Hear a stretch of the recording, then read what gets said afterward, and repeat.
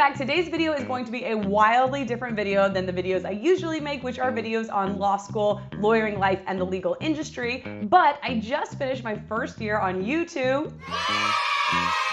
And I wanted to make a video commemorating it and giving you guys a behind the scenes look into what goes on in that first year. And so whether you are a new YouTuber, an aspiring YouTuber, or just interested in the process, go ahead and hit that like button and I will show you exactly what it's all about. It may come as a surprise, but the first step in making a YouTube video is to convince yourself to make a YouTube video. Because if you are anything like 99.9% of the population, official statistic, that starts something new or different or outside of their comfort zone for the first time, it's terrifying. And you are going to go through a complete process of psychological self-sabotage to try to talk yourself out of it and not do it. And this wonderful experience generally takes the form of three main phases. In phase one, you're going to try to talk yourself out of it by convincing yourself that it's going to be a failure, that it's a stupid idea, that you're going to be terrible at it, that nobody's going to watch your videos anyway, that somebody else already had this idea, or that there's so many other people that are more qualified, more talented,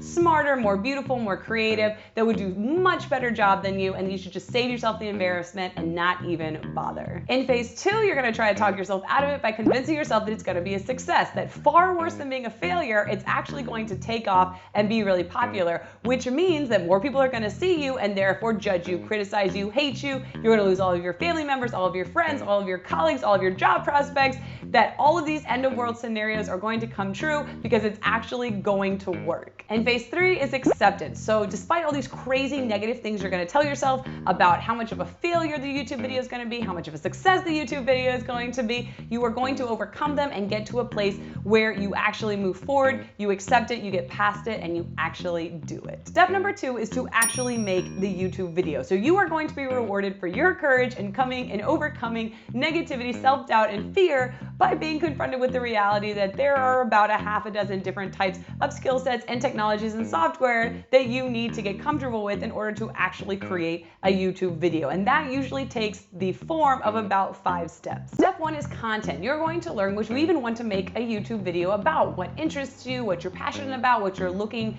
to accomplish. And YouTube videos generally fall into the 3 categories of education, motivation, and entertainment. And so you're going to pick one of those categories or a little bit of all of those categories and go for it. Then you're going to learn how to research an idea, how to write a script, how to edit a script, how to practice a script, how to try to memorize a script, and then realize that memorizing a script is actually pretty impossible. And so you're going to find a middle ground in which you semi-memorize the script and then also retake your video lines about 15 times each before you're finally happy with that content. Step two is video and audio. So you're going to learn how to use a camera, tripod, front lining, microphone, and third-party audio apps, because you're going to eventually realize that DSLR cameras' audios are terrible and you're going to find another way to record your audio on a third-party device. Step three is editing. So you will likely learn how to edit on either Final Cut Pro X or Adobe Premiere. I personally use Final Cut Pro X. And then as you get more advanced, you will learn how to add graphics and images and sound effects and transitions and B-roll. So you're going to have your video, your audio edited, exported, ready to go. Step four is uploading it to YouTube. So you'll go through the process of not only getting it onto the platform,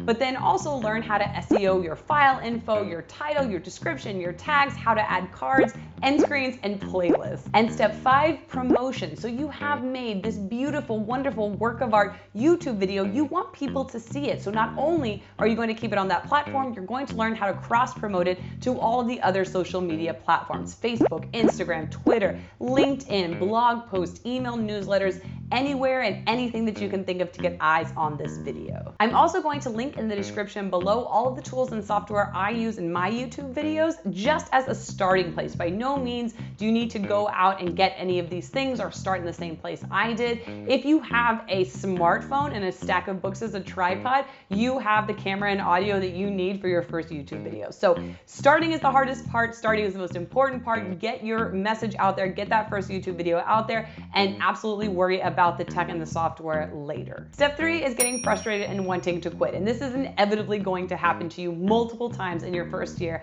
as a YouTuber, because it is a really steep learning curve. Even if you are a techie type person, it's a lot of software to wrap your head around, and it's technology, so it's going to be faulty. Something's not going to record, something's not going to come out right, something's going to get deleted. It happens. And then in terms of growing your YouTube channel, there's a lot of frustration there when you feel like you're not growing the numbers that you want to see, or the views, or the subscribers, or the engagement that you're looking for. And so you are going to have those moments where you feel like this is not worth it, you want to throw in the towel, and you want to give it all up. Step 4 is that you will always unexpectedly be drawn back in. So even when times are frustrating and rough and you feel like it's hopeless and worthless, something is going to happen. Whether it's a book or a podcast or a conversation you heard or read that initially got you interested in making these videos in the first place, or you're going to have these magical moments that happen as a YouTuber where you get your first subscriber, your first comment, your first brand sponsorship request, the first video that hits 1,000 views, and finally when you're able to get monetized. All these little tiny things that happen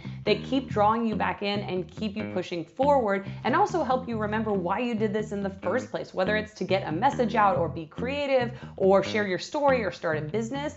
In that year, you are going to see these little tiny universe sparks, these little universe winks that will help you keep going, even though it seems like it's a total waste of time, it's a totally hopeless situation. And step 5 is commit, because at the end of a year, you are going to have seen all of the bad and the ugly and the failures and the frustrations, but you're also going to have seen all those moments that spark that interest, that spark why you started this in the first place, that have those magical connections and those successes and those triumphs. And if you can hack it for a year, you are going to realize that you can keep hacking it, that you can keep going down that road even though it's bumpy and though it's full of unexpected surprises and complications, that this is something that you really want to continue to commit time to, because you've already done it for a year, you're invested, and you know that you can keep going. So that's it. I hope it gave you some insights into what the first year of a YouTuber is really like, what it really entails. And as I said, I'm going to link everything in the description below in case you are also thinking of launching your first YouTube channel, or you are in the midst of that first year.